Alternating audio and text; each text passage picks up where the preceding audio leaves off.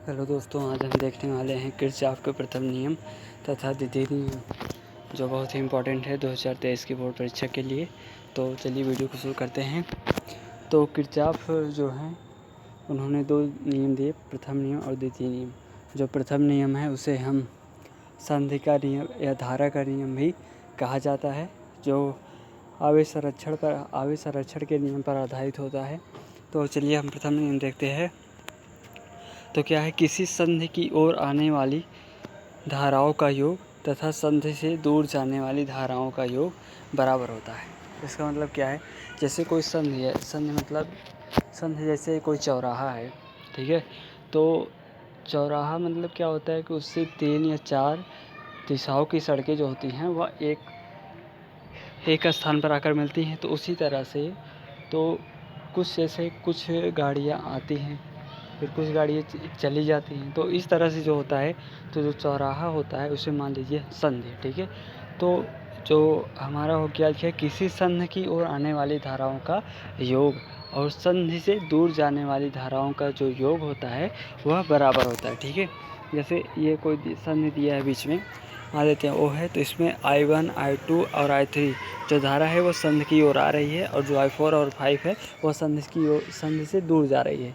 तो ठीक है, I1, I2, I3 और I4 और I5 जो है I1, I2, I3 एक ही दिशा में संधि की ओर आ रही हैं, तो इनका योग जो संधि से दूर जा रही हैं I4 और I5 उनका योग आपस में बराबर होता है। और एक नंबर में पूछता है कि यह नियम किस पर आधारित है। यह नियम जो है आवेश संरक्षण पर आधारित है, ठीक है। इसे हम और किस प्रकार कह सकते हैं, मैथमेटिक्स की भाषा में, किसी संधि पर मिलने वाली समस्त धाराओं का बीजगणितीय योग। बीजगणितीय योग मतलब समेशन, ठीक है। समेशन मतलब कितनी धाराएं हैं उनका सभी का योग। तो किसी संधि पर मिलने वाली समस्त धाराओं का बीजगणितीय योग 0 होता है। इसे किरचॉफ का प्रथम नियम कहते हैं। अब देखिए, जैसे यहाँ 3 धाराएं थी जो एक ही दिशा में थी, तो उसके बाद I4 I5 जो इधर हम जैसे पक्षांतर करेंगे तो उसके बराबर 0 हो जाएगा। तो इसने क्या किया, किसी संधि पर मिलने वाली समस्त धाराओं का बीजगणितीय योग 0 होता है। इसे हम किरचॉफ का प्रथम नियम या धारा का नियम या संधि का नियम कहते हैं। तो कुछ बुक में दिया है KCL, मतलब किरचॉफ्स करंट लॉ, और KCL दिया जाता है, इसे KCL भी से कहते हैं, या धारा का नियम या संधि का नियम। इन 2-3 नामों से इसे कहा जाता है। तो ये हमारा प्रथम नियम हो गया। अब हम देखते हैं दूसरा नियम। दूसरा नियम क्या है, द्वितीय नियम, बोल्ट का नियम या लूप का नियम, ठीक है। KVL, इसे हम कहते हैं KVL, किरचॉफ्स बोल्ट लॉ, ठीक है। Kirchhoff's bolt law. तो इसमें क्या है, किसी परिपथ की बंद लूप में, ठीक है।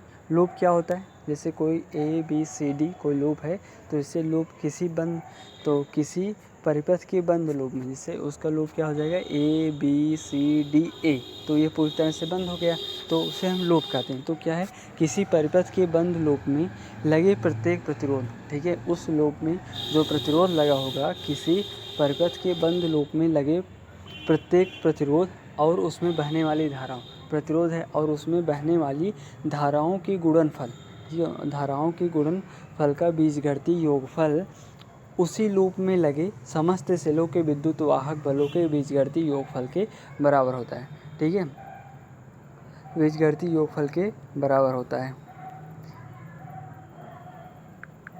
तो फिर से देख लीजिए, किसी परिपथ के बंद लूप में, ये किसी परिपथ के बंद लूप में लगे प्रत्येक प्रतिरोध और उसमें बहने वाली धाराओं के गुणनफल का बीजगणितीय योग ठीक है, उसी लूप में लगे समस्त सेलों के विद्युत वाहक बलों के बीजगणितीय योगफल के बराबर होता है। और यह किस नियम पर आधारित है, तो यह ऊर्जा संरक्षण के नियम पर आधारित, जो द्वितीय नियम है यह ऊर्जा संरक्षण के नियम पर आधारित है, और जो प्रथम नियम है धारा का नियम वह आवेश संरक्षण के नियम पर आधारित है। तो इस तरह से हमारा किरचॉफ का नियम होता है, ठीक है, प्रथम नियम और द्वितीय नियम। Okay, thank you.